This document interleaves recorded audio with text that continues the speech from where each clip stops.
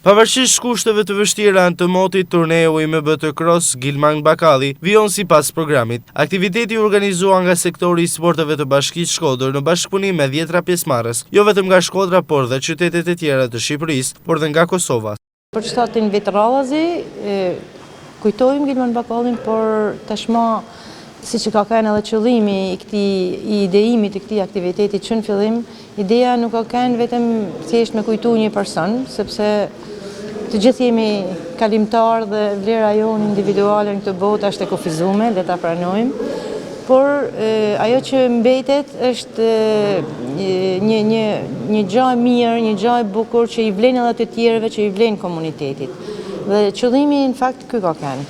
Krijojmë diçka që i vlen komunitetit, i vlen rinisë, i vlen jetës në vazhdimsinë e saj. Shkodra është qyteti i biçikletave dhe prandaj kjo traditë të vazhdojë me tej. Organizimi, megjithëse kushtet atmosferike nuk janë shumë të mira, por sa shikojmë tani kanë ardhur edhe nga Kosova ciklistat dhe me këto kushte atmosferike mund të them bravo, një bravo të madhe.